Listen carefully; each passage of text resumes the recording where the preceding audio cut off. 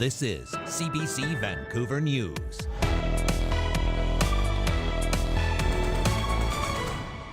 I don't know. Why? What are they?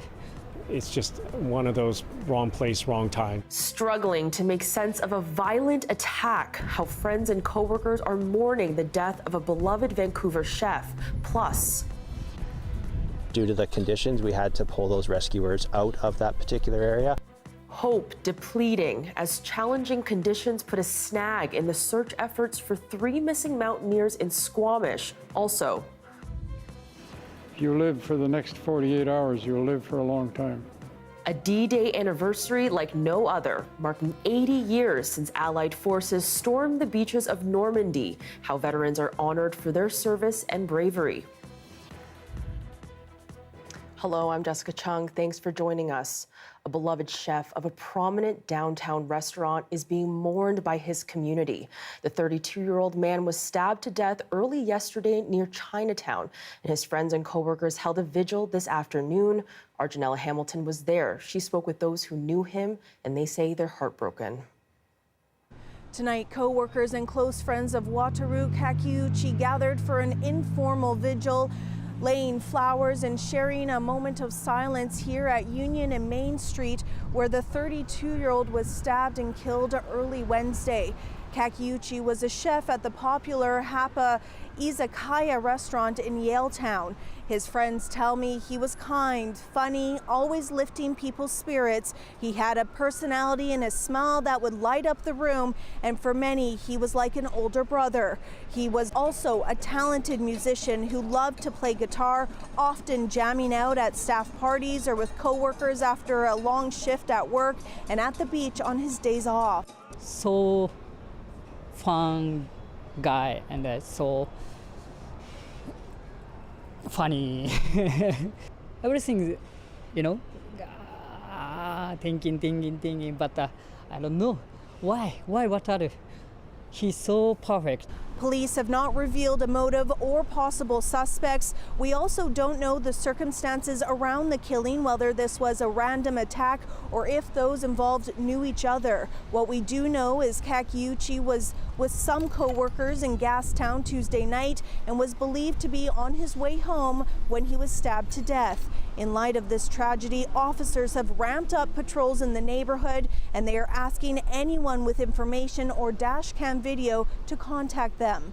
In the meantime, Vancouver Mayor Ken Sim has put out a statement offering condolences to the victim's family and friends. He describes Kakiuchi as a beloved member of our city and a victim of senseless violence. We also spoke with the owner of Hapa Izakaya restaurant, who says the young man was an upbeat, hard worker and had been working with the restaurant since 2015 after he moved to Canada from Japan, where his family is still located. Just a huge hole in just our hearts in the space that's our restaurant. I don't know when we'll feel normal. He says Kakiuchi was between work permits and had planned to return to the restaurant as a chef with plans to stay in Canada permanently. For now, lots of questions still left unanswered. Janella Hamilton, CBC News, Vancouver. In Squamish, the search for 3 experienced climbers has been temporarily suspended. Ground crews were able to make their way onto the mountain today, but challenging conditions once again held back the search. Our John Hernandez was there and found that optimism was dwindling 6 days in. Search and rescue crews took to the air at first light about 5:30 a.m. Clear skies meant they got their first good look at the top of Atwell Peak this week. Squamish Search and Rescue shared these images over social media, showcasing some of the challenging terrain the mountaineers were up against. They're believed to have attempted to summit Atwell Peak on Friday, but haven't been heard from since. The peak is 2,600 meters high, and the climbers are said to be experienced. Squamish Search and Rescue spokesperson BJ Shute said crews have a sense of the route they might have taken, but it's still a pretty big swath of land. We were able to get crews into the ground. We were able to work some of these areas with avalanche dogs and with our technicians. However, due to the conditions, we had to pull those rescuers out of that particular area. By midday, there still wasn't any sign of the mountaineers. The plan was to keep searching by air, but in the afternoon, Squamish RCMP announced the search had been temporarily suspended altogether due to unstable conditions. They say the search will likely resume once they've reassessed those conditions. The heat in particular poses an avalanche risk in the Alpine, and crews have noted there are signs of previous avalanches. However, it's tough to pinpoint exactly when those avalanches occurred, including whether they happened before or after the mountaineers went on their journey. John Hernandez, CBC News, Squamish. And 2 people are dead after a car crash on a racetrack yesterday evening in the town of Oliver. A driver and passenger were traveling in the same vehicle at the Area 27 Motorsports Park. The driver lost control and failed to navigate a turn on the course, sending the vehicle crashing into a cement barrier at high speed. The BC Coroner Service is now investigating. A number of combat sports in BC are going to be put under tighter scrutiny. Thousands of amateur athletes compete in martial arts province-wide every year, and those who test their skills in the ring will now have more protections. As Liam Britton explains, it's believed an alleged in-ring tragedy sparked the change. Last October, Zhenwan Lei, a grad student and novice athlete, competed in what was called a semi-contact kick light tournament in Burnaby. His family claims in a lawsuit it led to a severe brain injury, and doctors say he's unlikely to recover. Now, BC's athletic commissioner has expanded powers to scrutinize and sanction amateur martial arts competitions in the province, thanks to an order in council. Previously, he only had powers over specific sports like kickboxing and mixed martial arts, but now all amateur competitions are under his purview. There's new types of sports creeping in that kind of skirt the wording in the criminal code, so there was a need to kind of put something in place that would regulate it and make it safe for the competitors. He says some have been fudging the rules of regulated sports, simply labeling them with new names like continuous sparring. We're starting to see people getting injured, and then we started looking at what was in place, and for a lot of these events, there was no medical in place, or there was no proper referee training in place. Lei's family is suing a number of people and groups connected to the fateful competition.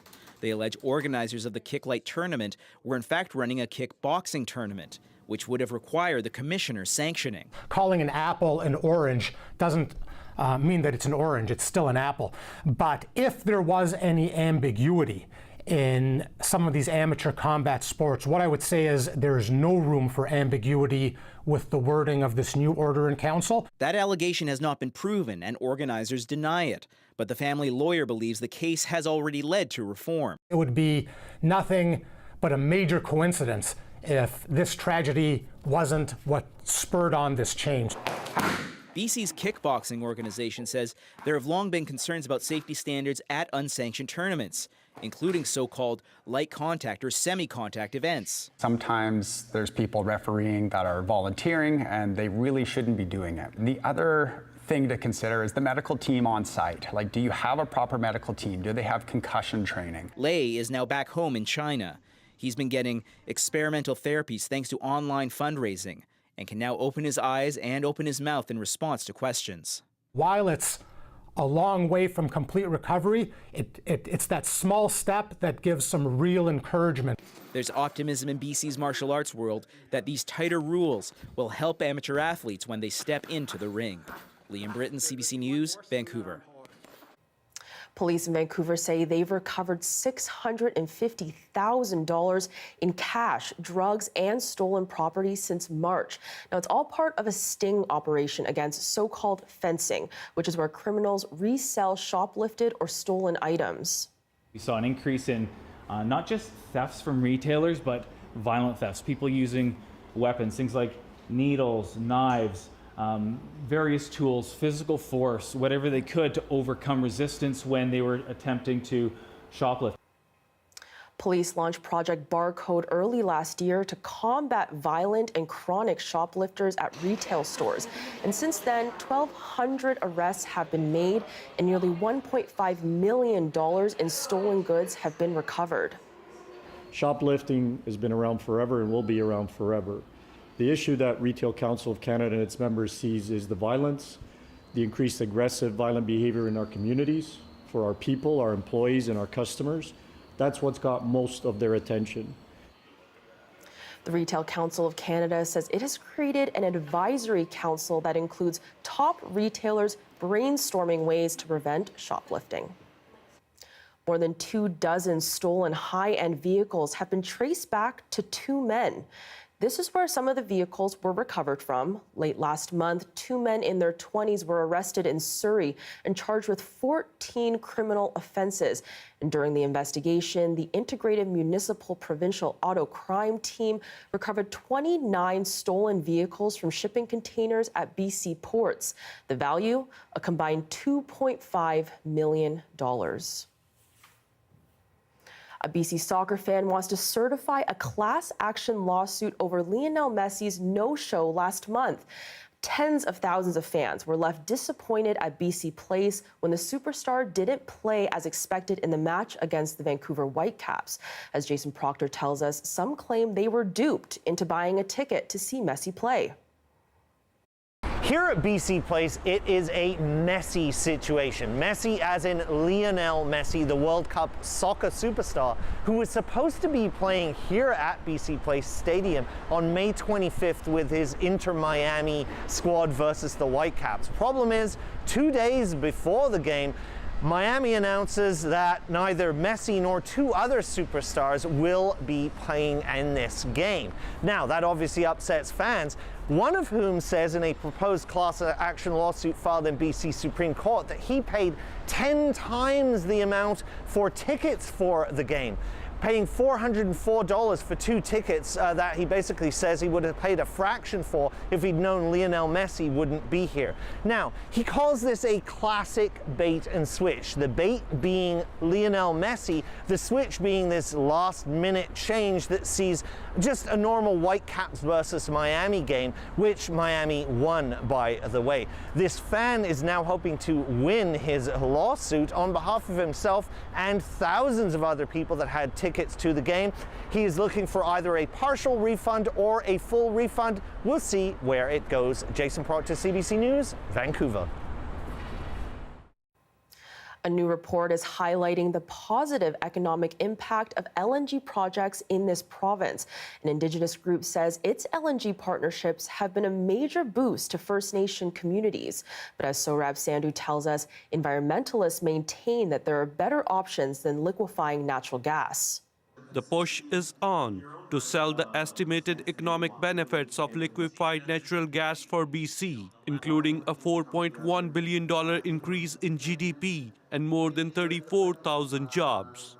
The details are part of a new report from industry supporters who say there are also big opportunities for Indigenous communities.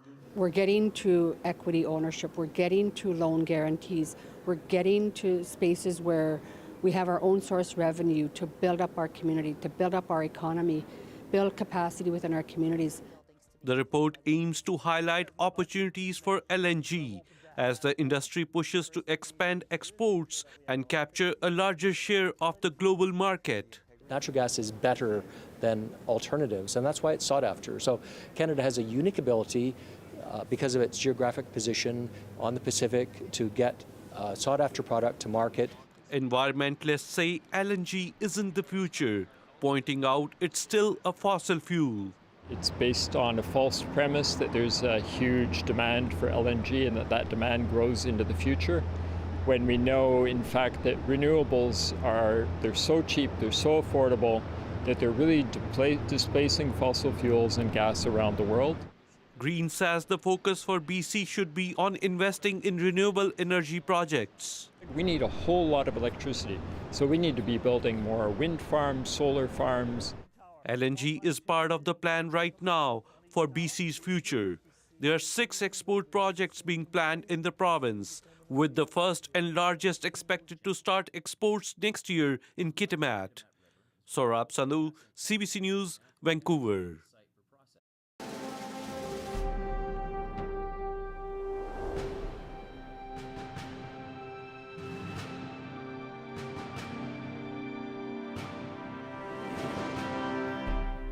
It was 80 years ago today when Allied troops stormed the beaches of Normandy to liberate France from Nazi Germany. Now it was the beginning of the end of the Second World War. And our Michelle Morton met a veteran from Abbotsford who is being honored for his bravery and service that culminated on June 6, 1944.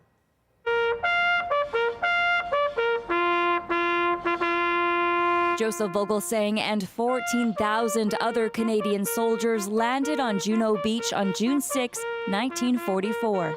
Because I learned a lot that night, including what my sergeant told me. If you live for the next 48 hours, you'll live for a long time.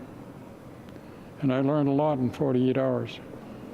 Before moving to BC, Vogelsang grew up in Saskatchewan and decided to volunteer for the Canadian Army when he was 17 years old. I had no idea what it would be like to be in the front line with artillery and all kinds of grenades and whatever. Now at 99 years old and surrounded by his family, Vogelsang's bravery and fight on the front lines are being recognized in the liberation of France, as he was decorated as a Knight of the Legion of Honor by the Consul General of France. Pretty proud. You know, he did a lot and we never knew about it. So today we're getting a glimpse because he never talked about it at all. This morning I looked at my 15-year-old grandson and I thought, I can't imagine 2 years from now he would be serving on the front line somewhere. Like, you just can't, it just doesn't comprehend. We live such a different life because of them. You know, because of the soldiers like my dad. Vogelsang says he feels overwhelmed by the recognition. There's a lot of people who are in the same boat as me, or more so, who are not recognized, and that's not fair, I don't think. Although I'm appreciative of what they are doing, or did. Do you feel that you share this with them? Yes, much so, much so. Michelle Morton, CBC News, Vancouver.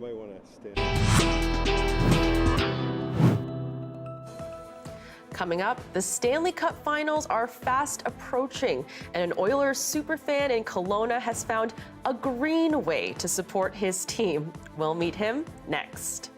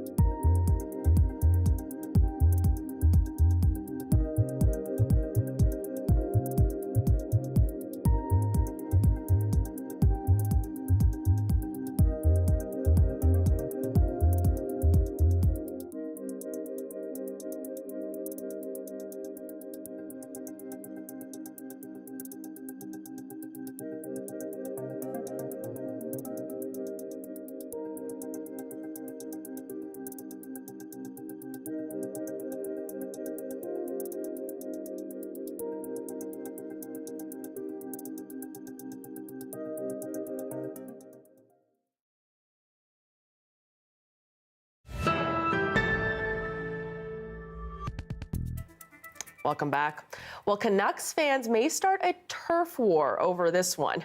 A hockey fan in Kelowna is showing his love for the Edmonton Oilers in a very creative way. He's mowed the team's logo onto his front lawn. Check it out. Well, we were Oiler fans when we lived in Edmonton, and we moved out here in 2005. And next thing you know, 2006, the Oilers are making a run for the Cup. That's when it first came about. We cut it in 2006. It was okay for a first go-around. It was a little rough around the edges, but we've had the last 3 years to perfect it. And we basically put it in when they are making a run in the playoffs and they get out of the first round. I just use my Honda lawnmower. Just adjust the heights and walk around with it and take your time.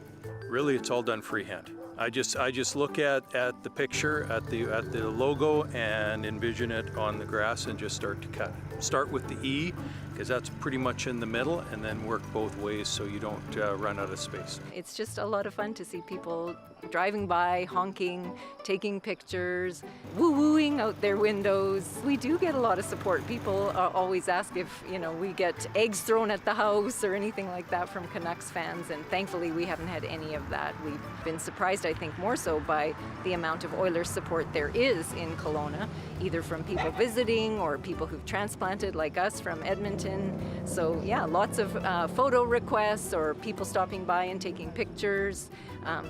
Really, really wonderful. We're having fun with it. It's just, go with your team. Everyone has to cheer for somebody, and if they're hockey fans, and now the Canuck fans are Canadian fans. So I think we're now a unified crew.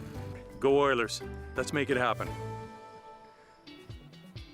And this was the sunset this evening over White Rock and the pier. Look how beautiful that is. And it's looking like sun, and more sun for many of us here in BC. But how long is it going to last? We'll have your full forecast next. Don't go anywhere.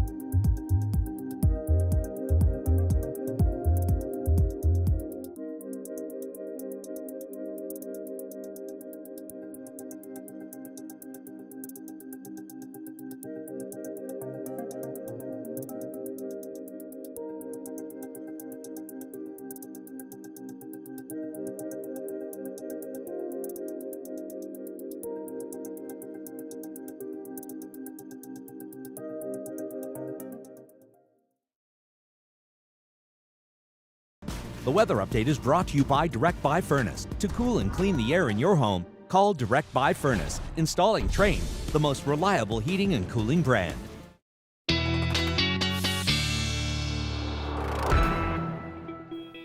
Now it's time to check in with our Darius Madavi for our weather forecast, and it's looking like really great. Lots of sun going on. Yes, lots of sunshine. Actually, nothing but sunshine tomorrow. That's going to be the big weather story. Temperatures climbing. Most people getting their warmest day on Saturday. Those warm temperatures, many places sticking around into Sunday, just falling a couple degrees. Now, I should also mention, I know I said it was going to be sunny across the province, most of the province today. Southern interior did get some cloud earlier today, and a little bit didn't quite reach the high that we were expecting. Just one of those odd things that happens. I apologize for misleading you. I know it was a little bit cloudier and cooler than you were expecting, but tomorrow, actually going to be sunny for real this time. And I will say even the models were still saying it was going to be sunny, like no cloud at all, even as it was nothing but cloud. So my apologies for that, but more sun on the way now. You can see here across the south coast, nothing but sunshine. Same thing tomorrow morning, beautiful and sunny. Same thing tomorrow afternoon, beautiful and sunny. Saturday, we start to see some change. It will be a little bit cloudier at times. We see that coming in overnight for parts of the island here in Metro Vancouver. Again, cloudy at times in the morning, but most of the day still very nice. It's not until later in the afternoon we start to see that cloud properly move in. Should still be some breaks in the cloud, but still quite cloudy Saturday night. And then we should start to clear up again as we get into Sunday for just mixed skies. And that's going to be the story over the next few days as well. So for after tomorrow's Bluebird Day, a little bit cloudier Saturday afternoon, and then Sunday, Monday, Tuesday into next week. Nothing but mixed skies. No precipitation expected on for southwestern BC. Again, beautiful day tomorrow. A little bit more cloud moving in for some places in the province, sort of coming in from the southwest and the northeast. But no rain expected until at least early next week for most places. In terms of temperatures, again, those coming up tomorrow, coming up on Saturday, falling a little bit on Sunday as more cloud moves in, but then should continue to be warm into next week, at least seasonal. Again, nothing but sunny skies across the province tomorrow and warm, either seasonal or warmer than seasonal temperatures, and a very easy forecast for us. Lots of sunshine in the days ahead, just a little bit of cloud moving in after this weekend. Wow, look at all of that sun. Definitely looking forward to it. Thank you so much, Darius. Thank you. And that is your late news for this Thursday, June 6th. For news anytime, anywhere, download the free CBC News app, and you can always find us online at cbc.ca/BC. Thanks for watching and have a great night.